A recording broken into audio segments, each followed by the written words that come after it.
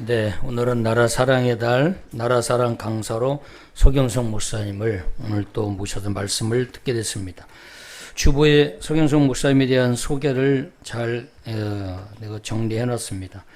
우리나라 최초 기독교 목사님 7분 중에 또 한 분이 서경석 목사님, 주기철, 손양원, 또 이기풍, 양전배 이런 목사님 비롯해 7명이 계신데 최초로 목사 안수받고 1886년도에 평양신학교 또 소래교회를 또 세우시고 또 함께 하셨던 서경석 목사님, 서경석 목사님 증손자이십니다. 그래서 주보 참고해서 보시고 시민운동과 그리고 애국운동 또 북한 인권운동을 평생 해오셨는데 오늘 목사님 또 모셔서 말씀을 듣게 돼서 참 귀한 시간입니다. 목사님 나오셔서 만민에게 복음을 전파하라 이 제목으로 말씀 전해주시겠습니다.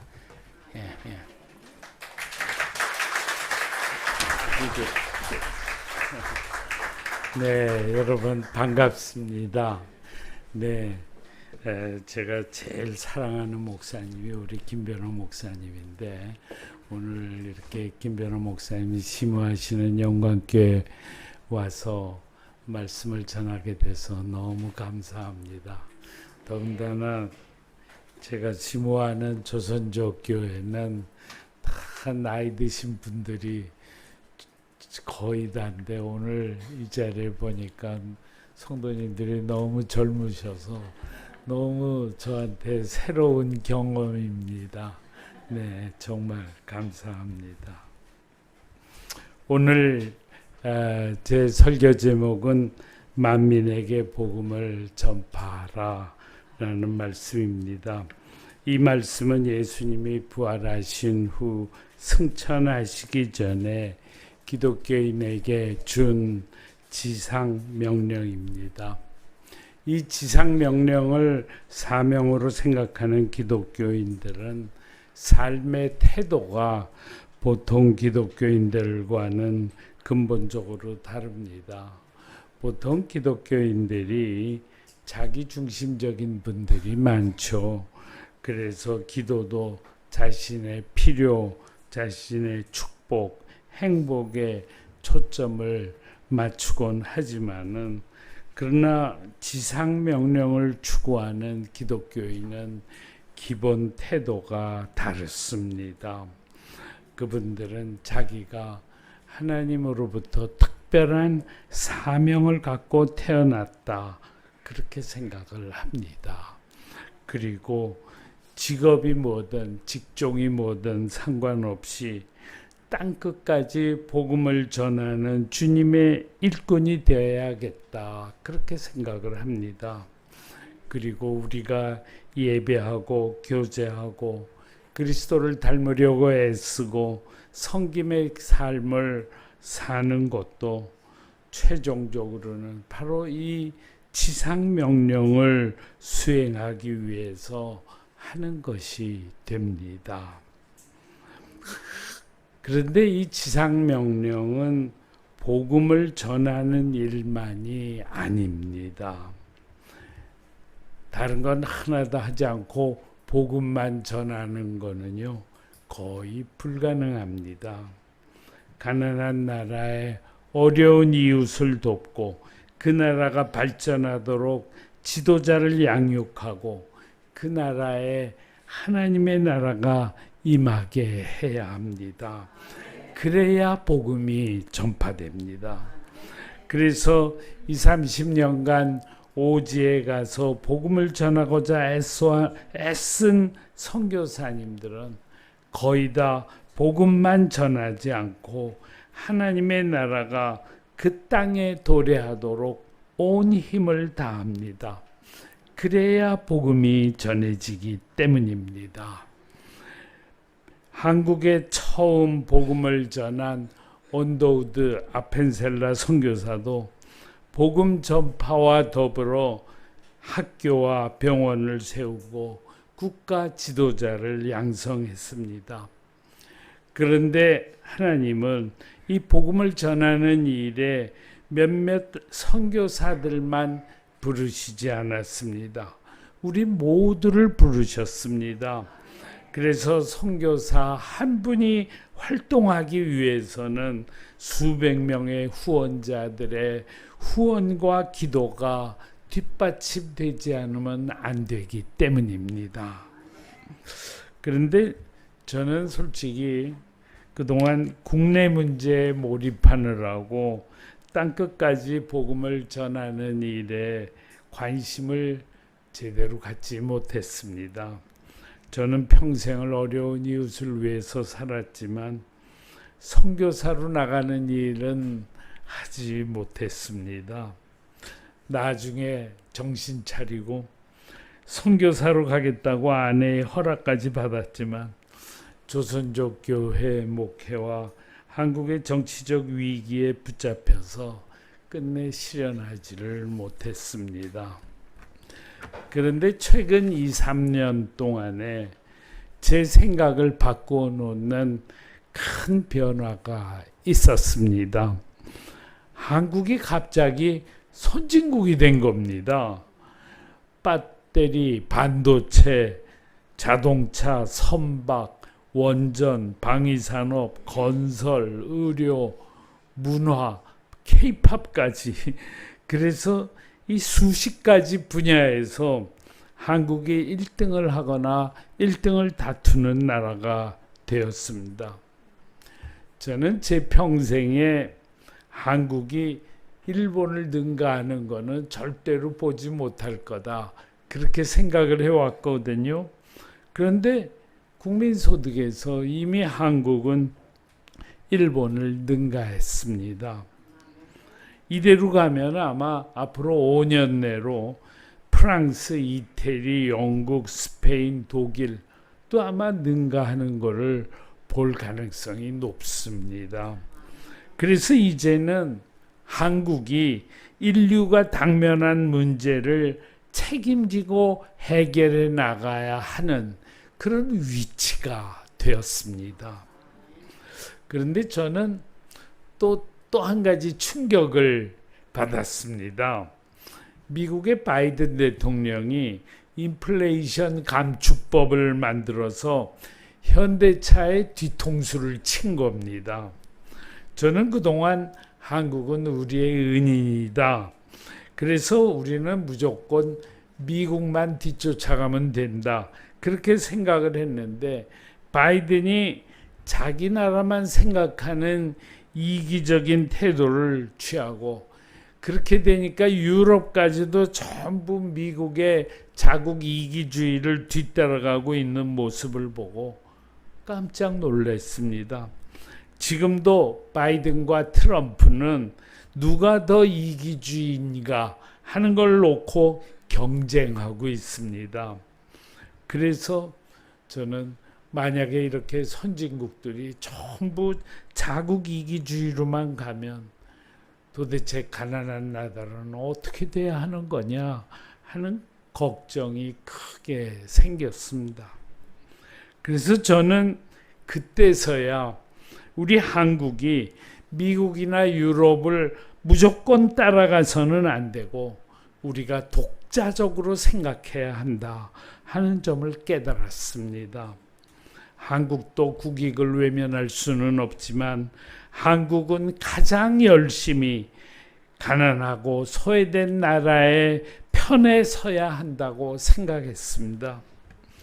그리고 나서야 저는 하나님께서 가난한 나라를 돌보라는 특별한 사명을 우리 한국과 한국 교회에 주고 계시구나 하는 점을 깨달았습니다. 한국은 과거에 최빈국에서부터 시작해서 17개 나라 젊은이들이 피를 흘려 대한민국을 지키고 세계에서 가장 많은 원조를 받은 나라입니다. 도대체 전 세계에 17개 나라 젊은이들이 피를 흘려 지켜준 나라는 전 세계에 한국밖에 없습니다. 그리고 이제는 바로 그 한국이 선진국이 되었습니다. 그러면 우리 한국은 전 세계에 이 은혜를 갚아야 됩니다. 신명기서 8장에 보면은 하나님은 이스라엘 백성들에게 너희가 잘 살게 되면은 너희가 잘나서 잘 살게 된 것이 아니라 하나님께서 재물을 얻을 능력을 주셨음을 알아라 그랬습니다. 그리고 과부와 고아와 나그네를 돌보라고 하셨습니다. 그래서 우리 대한민국이 가난한 나라를 가장 열심히 돕는 나라가 되지 않으면 아마도 하나님께서는 우리에게 주신 이 큰 복을 도로 회수해 가실지도 모릅니다. 저는 재작년 1월에 윤석열 대통령을 후보 시절에 만나서 존경받는 나라를 만들겠다고 공약해 주면 좋겠다고 권면했습니다. 그랬더니 윤석열 후보가 자기가 그렇게 하겠다 그랬습니다. 제가 이 사실을 원로 목사님들에게 보고 드렸더니 원로 목사님들이 내 손을 꼭 붙잡고 서 목사가 이 존경받는 나라 운동이라는 단체를 꼭 만들어 달라 하고 요청을 했습니다. 그래서 재작년 2월에 원로 목사님들이 중심이 되어서 존경받는 나라 운동이라는 단체를 창립했습니다. 그리고 윤석열 대통령도 그해 5월에 취임을 하면서 존경받는 나라를 만들겠다고 선언을 했습니다. 저희 존경받는 나라 운동은 작년 11월에 가난한 나라를 가장 열심히 돕는 대한민국 만들기를 국가 목표로 하자라고 제안하는 집회를 가졌습니다. 그런데 놀랍게도 이 집회를 여야 45명의 국회의원들, 국민의힘이 27명, 더불어민주당이 17명, 무소속 1명 해가지고 45명이 지지를 했습니다. 그래서 이 공약이 사실상 국가 목표가 된 것이나 다름없게 되었습니다. 이 ODA라는 것은 국민 총생산의 몇 프로를 가난한 나라를 돕는가 하는 수치입니다. 그런데 윤석열 대통령이 이 ODA를 작년에 40%나 증액을 했습니다. 그리고 지난주에는 한국과 아프리카 정상회의에서 2030년까지 ODA를 100억 불까지 올리겠다고 선언을 했습니다. 그러면 어떻게 되느냐? ODA가 옛날에는 0.16이었는데 지금은 0.25%가 됐는데 이제 다시 0.5%로 늘어나게 됩니다. 저희 존경받는 나라 운동은 작년 5월에도 ODA의 획기적 증액을 위한 시민 청소년 행진을 했습니다. 그리고 금년 11월에도 8개 도시에서 행진하면서 ODA를 10년 내로 1%까지 올릴 것을 촉구할 예정입니다. 그래서 이미 우리나라는 이제 옛날과 달리 ODA가 획기적으로 증액된 시대에 돌입했습니다. 그런데 우리 국민은 매우 정열적인 국민이어서 국가 목표가 반드시 있어야 하는 국민입니다. 일제강점기에는 독립이 국가 목표였습니다. 그리고 독립 후에는 민주화와 잘 살아보세가 국가 목표였습니다. 그런데 지금은 국가 목표가 없습니다. 통일이 국가 목표가 되면 참 좋겠는데 북한의 김정은이가 저 모양이니 통일은 우리의 목표가 될 수가 없습니다. 그러면 통일보다 훨씬 더 높은 가치를 가진 목표가 있어야 합니다. 그런데 지금 이대로 가면 가난한 나라를 가장 열심히 돕는 대한민국 만들기가 진짜로 국가 목표로 자리 잡을 것 같습니다.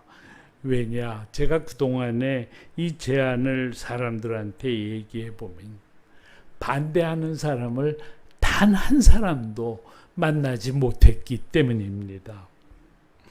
그런데 가난한 나라를 가장 열심히 돕는 대한민국이 되는 것은 우리나라의 미래를 위해서도 꼭 필요합니다. 이 목표는 한국인이 세상 사람들의 존경을 받고 한국인의 긍지를 드높일 뿐 아니라 한국이 1등 국가가 되는데도 꼭 필요하기 때문입니다. 한국은 수출로 먹고 사는 나라인데 미국과 중국의 갈등으로 중국 시장이 위축되면서 지금 아프리카와 중남미 등 이 미래 시장의 개척이 꼭 필요합니다. 이것이 되지 않으면 한국 경제가 살아날 수가 없습니다. 그런데 미래 시장을 개척하려면 가난한 나라를 돕는 일이 반드시 병행되어야 합니다. 네. 최근에 저희 존경받는 나라 운동은 정부에다가 아주 야심찬 제안을 했습니다. 전 세계에 식량이 없어 굶주리는 사람이 없도록 농기계를 매년 5만 대씩 10년 동안 50만 대를 전 세계에 보급하자. 둘째로 병이 나도 치료받지 못하는 사람이 없도록 100개 나라에 종합병원을 세우고 마을마다 보건소를 세우자.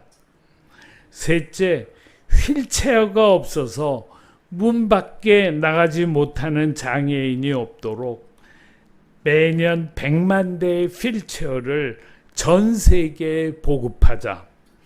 넷째, 초등학교와 중학교가 없어서 중등교육을 받지 못하는 어린이가 없도록 모든 나라의 학교를 세우자. 다섯째, 우물이 없어서 개울물을 먹는 일이 없도록 우물을 파주자. 여섯째, 전기가 없는 집이 없도록 태양광 발전을 하자. 일곱째, 헌옷 등 쓰지 않는 물건을 원하는 나라에 보내주어서 물품 부족을 해소하자. 이 일에 한국의 ODA를 전폭적으로 쓰자는 것입니다. 그리고 돈이 모자라면 미국, 일본, 독일과 협력해서라도 이 목표를 우리가 기필코 달성하자는 것입니다. 그런데 제가 참 놀라운 경험을 하고 있습니다. 제가 이 이야기를 대한민국의 국제협력 전문가들, NGO 대표들, 외교관들, 많은 사람들에게 이 얘기를 꺼내봤거든요. 야, 이거 참 꿈같은 제안을 지금 하려고 하는데 이거 괜찮겠습니까? 그런데요, 전부 다 너무 좋다고 그럽니다. 예, 저는 그 얘기를 듣고 놀랐습니다. 그것뿐만이 아닙니다. 여러분, 가나농군학교라는 단체 있잖아요. 그 단체가 요새는 세계 가나안 운동으로 명칭을 바꿨습니다. 자기네도 이 운동을 하겠다. 그리고 존경받는 나라 운동에 참여했습니다. 네, 그것뿐만이 아닙니다. 한국 전국 장애인 단체 총연맹이라는 단체가 있습니다. 우리나라 장애인 단체 34개가 전부 힘을 합쳐서 만든 기구입니다. 그런데 이 기구가 이 얘기를 듣더니 전 세계 장애 휠체어 보내는 일은 우리가 앞장서겠습니다 하고 나온 거예요. 알고 봤더니요, 거기에는 사연이 있었습니다. 여러분, 이 장애인들은요, 무슨 생각을 하냐면 자기네들은 항상 그동안에 땡깡만 부렸다, 그렇게 생각합니다. 네. 그래서 그 트라우마가 있어가지고 우리 장애인들이 이제는 땡깡만 부리는 사람이 아니어야 되는데 그걸 어떻게 국민들에게 보여줄 수 있을까? 그러다가 이제는 우리가 잘 살게 됐으니 우리보다 어려운 나라 장애인들 돕는 일엔 우리가 앞장서자. 우리가 그 돈의 10%는 우리가 모으자. 그리고 나머지 90%는 ODA에서 되도록 만들자. 이것이 지금 장애인 단체 총연맹의 생각입니다. 그런가 하면은 독서 새물결 운동이라는 교사 단체가 있거든요. 이 단체는 초등학교, 중학교를 세계에 세우는 일은 우리가 앞장서겠다. 우리 교사들이 앞장선다. 그렇게 나오고 있습니다. 그런데요, 보통 사람들은 제가 이런 꿈을 이야기하면은 그 꿈 참 좋은데 과연 우리나라가 그걸 해낼 수 있을까? 그리고 의문을 갖습니다. 그런데 여러분, 우리 국민은 바로 이런 꿈 같은 일을 성취한 국민입니다. 세계에서 산림 녹화를 가장 성공한 나라도 우리 한국이고, 새마을 운동으로 농촌을 획기적으로 바꾼 나라도 한국이고, 극빈국에서 선진국으로 탈바꿈한 세계 유일의 국가도 한국입니다. 더구나 한국에는 땅끝까지 복음을 전하는 일을 지상명령으로 생각하는 20%의 기독교인들이 있습니다. 바로 이 20%의 기독교인들이 앞장서면 얼마든지 가난한 나라를 가장 열심히 돕는 대한민국을 만들 수가 있습니다. 우선 우리 나라의, 우리 한국교회의 큰 보물이 뭔지 아십니까?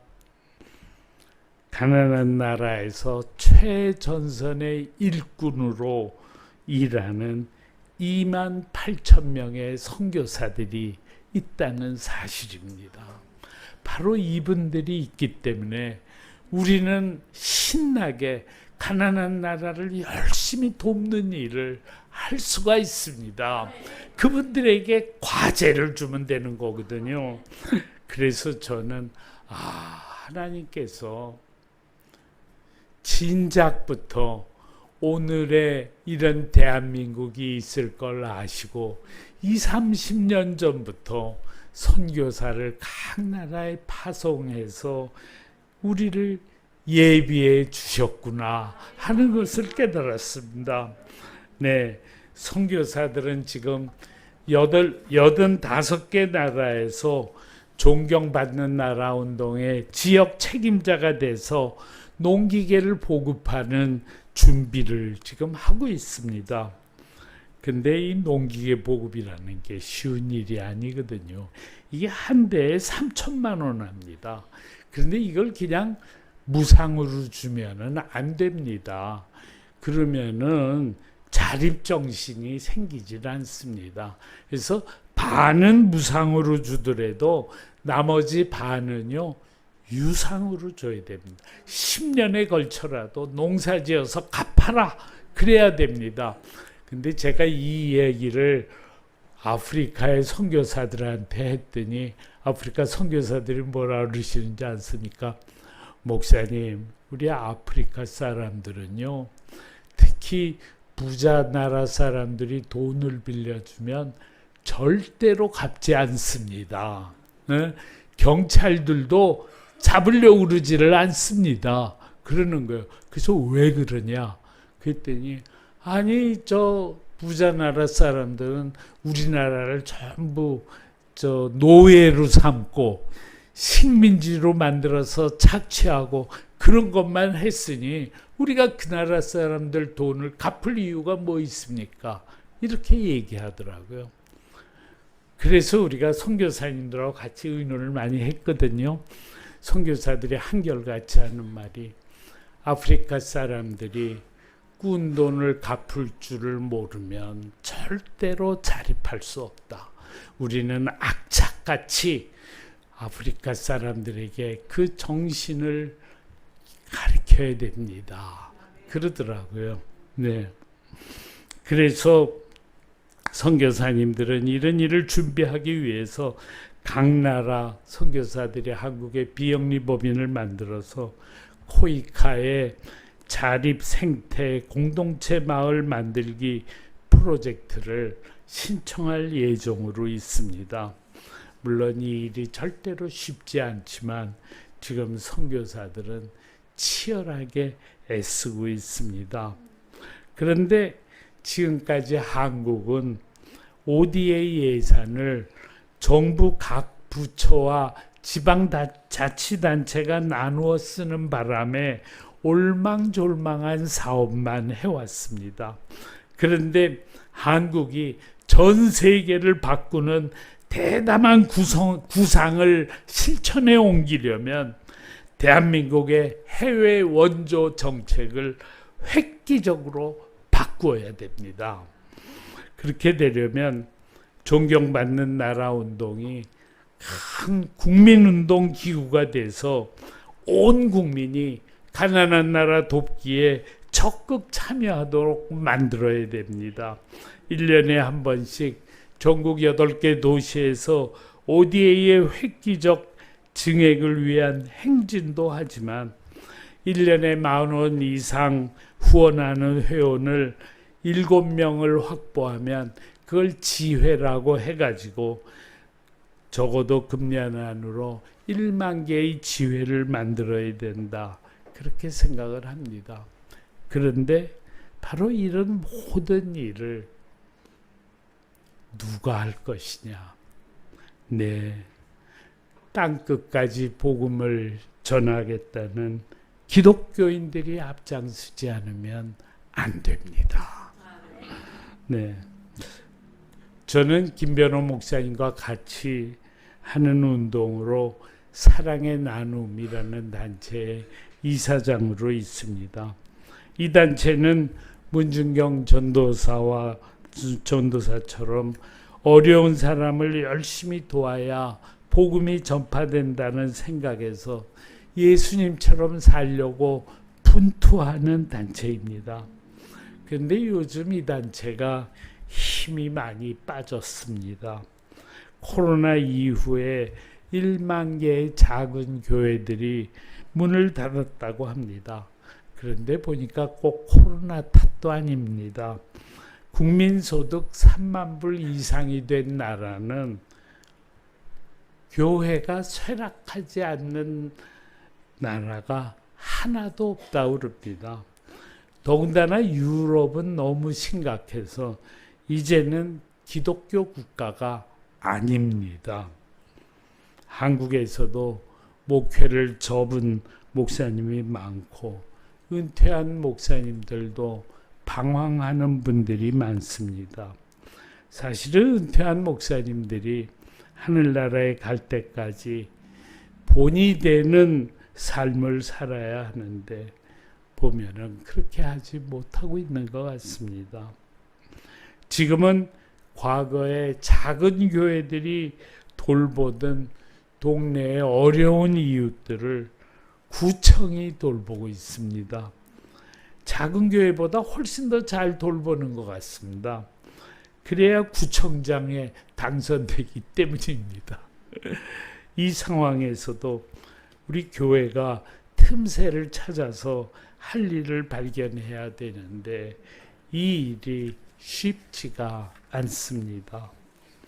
그런데 저는 이 사랑의 나눔이 월 10,000원 혹은 월 수입의 1%를 매달 내는 회원을 모아서 모금의 반은 가난한 나라를 위해 쓰고 나머지 반은 국내의 어려운 이웃을 위해 쓰면 좋겠다고 생각하고 있습니다. 그래서 사랑의 나눔의 260개 지회가 동시에 존경받는 나라 운동의 지회가 되는 것입니다. 그리고는 작은 교회 목사님들, 은퇴 목사님들, 교회 문을 닫은 목사님들을 가난한 나라 돕기에 헌신하도록 안내하려고 합니다. 존경받는 나라 운동은 주님의 지상명령 실현을 위해 꼭 필요한 운동이기 때문에 저는 거의 모든 목사님들이 기꺼이 우리의 초청에 응하리라고 생각합니다. 사랑의 나눔의 모든 목사님들이 85개 나라 선교사들을 후원하는 후원자 모임을 하나씩 맡아 책임을 지게 합니다. 그래서 해외에서 존경받는 나라 운동에 참여하는 선교사들의 숫자가 늘어나면 늘어날수록 사랑의 나눔의 목사님의 숫자도 똑같이 늘어나게 하는 것입니다. 그래서 맨 마지막에는 전 세계의 모든 선교사들과 국내의 모든 작은 교회 목사님들이 서로 손을 잡고 주님의 지상 명령을 수행하자는 것입니다. 저는 우리 국민이 가난한 나라를 가장 열심히 돕는 대한민국 만들자 그러면 여기에 기꺼이 동참한다고 생각합니다. 최근에 스리랑카를 돕는 모금 운동이 있었는데 편지만 받고 4일 만에 후원자가 100명을 넘어서는 걸 보고 저는 깜짝 놀랐습니다. 보니까 믿지 않는 사람들이 11조를 내는 기독교인보다 성금을 더 잘 내는 것 같더라고요. 월 수입의 1%를 우리나라 사람들이 전부 내면 어떻겠냐 이렇게 제안한 중소기업인도 있었습니다. 이 존경받는 나라 운동은 선교단체가 아니고 나눔운동단체이기 때문에 아마 믿지 않는 사람들도 적극적으로 동참할 것입니다. 저는 요즘 전 세계 선교사들과 카톡을 하는 시간이 많아졌습니다. 그런데 그분들과 소통하면서 제가 영적으로 크게 감동받고 있습니다. 그러면서 제가 깨달은 점이 있습니다. 한국 교회의 관심사가 한국 안에만 머물러 있으면 한국 교회도 미국이나 유럽 교회처럼 쇠락할 수밖에 없겠구나 하는 생각입니다. 그냥 교회가 자기들끼리 친교하는 교회로 끝나버립니다. 그래서 저는 지금 만민에게 복음을 전하라는 이 주님의 말씀이야말로 한국 교회에 주시는 가장 중요한 말씀이라고 생각합니다. 이 명령을 따라야 한국 교회가 서방 교회처럼 되지 않고 다시 부흥의 길로 들어설 것입니다. 한국 교회는 전 세계를 목회 대상으로 삼아서 기회 있을 때마다 현지 교회도 방문하고 그들을 돕고 복음을 전해야 됩니다. 청소년들도 가난한 나라 사람들이 사는 모습을 보면서 나도 저 사람을 도우며 살겠다는 결단을 해야 됩니다. 요새 젊은이들 중에 게임이나 마약에 빠진 젊은 애들이 많습니다. 얘네들은 좀 정신이 바짝 나는 경험을 해야 됩니다. 옛날에 제가 대학을 다닐 때도 정신을 바짝 차리게 하는 활동이 있었습니다. 그건 뭐냐면 신분을 위장하고 노동자의 삶을 체험하는 것이었습니다. 대학생이 그 체험을 하고 나서는 그 다음에는 운동권이 됐습니다. 그런데 지금은 그런 체험을 할 곳이 바로 아프리카, 중남미, 동남아시아입니다. 아프리카나 중남미의 관광지를 찾아가는 것이 아니라 고통 속에서 사는 사람들의 삶과 그들을 위해 헌신하는 선교사들의 삶을 체험하러 가는 것입니다. 무엇보다도 땅끝까지 복음을 전하라는 지상 명령을 실감나게 자각하는 것입니다. 그렇다고 우리 모두가 선교사로 갈 필요는 없습니다. 한 사람의 선교사가 있기 위해서는 그 선교사를 후원하고 기도하는 수백 명의 후원자가 필요합니다. 또 시니어 봉사단이 되어서 일정 기간 동안 가난한 나라에 가서 섬기는 삶도 중요합니다. 독서 새물결이라는 운동이라는 교사 단체가 있다고 했지 않습니까? 근데 그분들이 보면은 교사들은 62세가 은퇴입니다. 그런데 교사들은 사망할 때까지 연금이 충분히 나와서 노후 걱정은 할 필요가 없답니다. 그런데 우리나라 평균 연령이 90세인데 90살까지 뭘 하면서 살 것이냐, 그게 걱정입니다. 할 일 없이 등산만 다닐 수도 없습니다. 예. 그래서 이 단체는 가난한 나라의 시니어 봉사단으로 가자, 그런 운동을 펼치고 있습니다. 그런데 우리 존경받는 나라 운동의 원로 목사님들이 우리 한국 정치를 보면서, 야, 우리나라가 정치가 이 모양이 이 꼴이면 우리가 어떻게 존경받는 나라가 되냐, 그걸 갖고 한탄을 하셨습니다.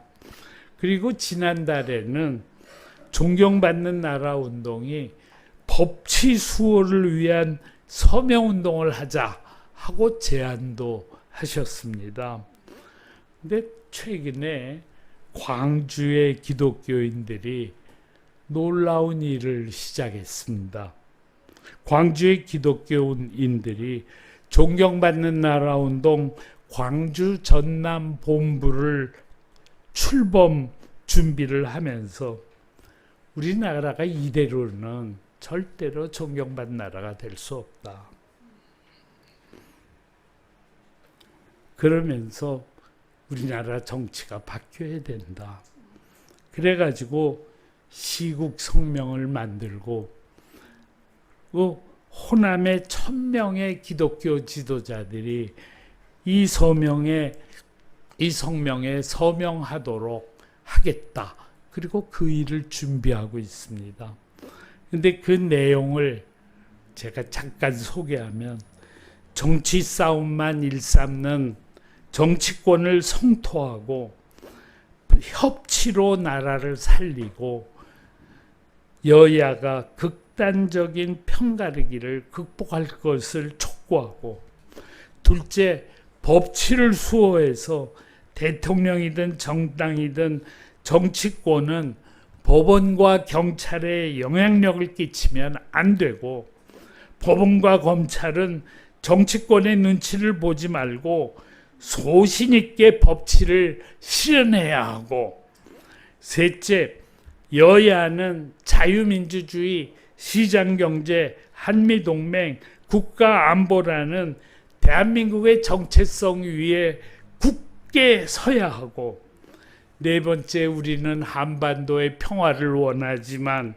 혹독한 인권 유린 국가인 북한 수령 독재 체제에는 절대로 동의할 수 없고, 마지막으로 포퓰리즘에 의존하지 말고 경제를 근본적으로 살려 경제 성장과 사회적 형평을 동시에 실현해야 한다라고 말했습니다.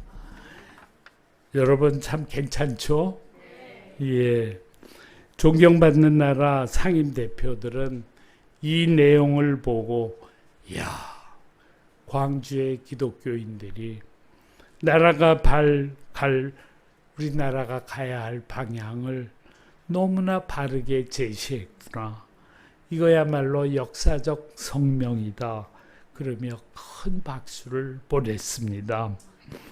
호남의 기독교가 북한 김정은 체제를 반대하고 모든 정당이 대한민국의 정체성 위에 굳게 설 것을 촉구한다면 지난 몇십 년간 지겹게 겪어온 우리나라 이 좌우의 편가르기도 극복의 계기를 맞을 수 있을 것입니다. 그리고 우리 존경받는 나라 운동이 커지면 한편으로 대한민국을 존경과 품격이 넘치는 나라로 만들고 다른 한편으로는 경제적으로도 1등 국가가 되게 할 것입니다. 무엇보다도 대한민국이 하나님이 기뻐하시는 나라가 될 것입니다.